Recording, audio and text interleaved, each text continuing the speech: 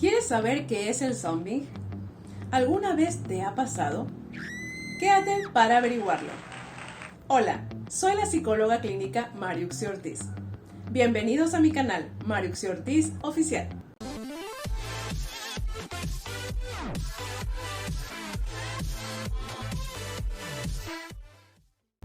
Aclaro, la información que voy a darte aquí aplica para exparejas, él o la que te gusta y no son nada y demás.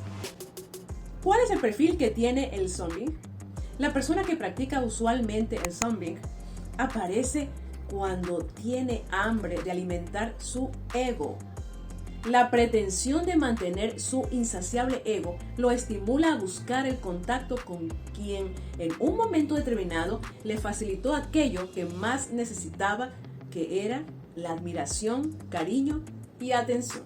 Se podría decir como personas narcisistas, inmaduras y carentes de empatía, aunque en su comportamiento concurren en realidad una serie de procesos. Uno de ellos es la fragilización de la relación. No necesariamente debe padecer de algún trastorno de la personalidad, ya que debemos verlo como un comportamiento social, un esquema cada vez más frecuente. La persona que se fue un día sin motivo aparente no necesita excusa para regresar. Lo hace porque no aprecia los vínculos amorosos ni las relaciones, ni ve algún problema en su actuación. Para una persona que fue antes un fantasma y vuelve convertido en un zombie, todo se mueve según su apetito y necesidad. Considera el amor como algo desechable que se usa, se tira y hasta puede reciclarse si se quiere. Si la expareja regresa después de un tiempo tras haberse ido, lo hace simplemente para fortalecer su ego y porque probablemente necesita nuevos refuerzos que lo estimulen. Es decir, necesita adulación y cariño que no se merece. ¿Cuáles son los aspectos a considerar ante un zombie? 1. Concretar los sentimientos. Debe pensarse con objetividad. Si una persona se fue sin despedirse y regresa de manera repentina, entonces es importante analizar la situación pensando si a corto o largo plazo se repetirá esa conducta. 2. El daño emocional no debe normalizarse.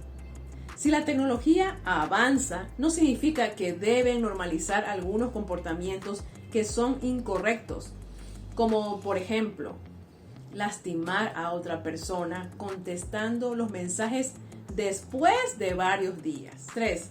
Prestar atención si la persona ha cambiado, porque el entorno puede haber cambiado.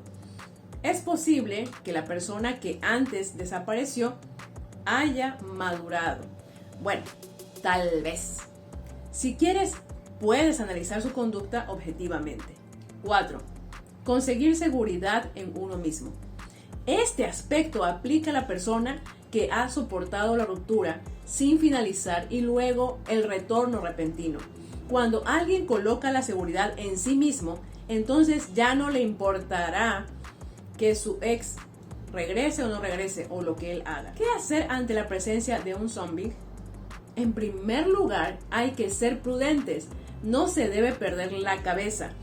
Por muy tentado que se sienta a leer los mensajes, audios e invitaciones que recuerdan los momentos vividos, porque su retorno no es casualidad, ni es inofensivo. El zombie siempre demanda algo, siempre regresa con hambre y es hábil a la hora de abrir cicatrices ya sanadas. El haber experimentado un ghosting es para no dejar que algo así se vuelva a repetir. El amor no prospera con fantasmas ni con zombies, debido a que toda relación que duele, lastima y extorsiona no es efectiva, no se merece y es recomendable mantenerse a distancia.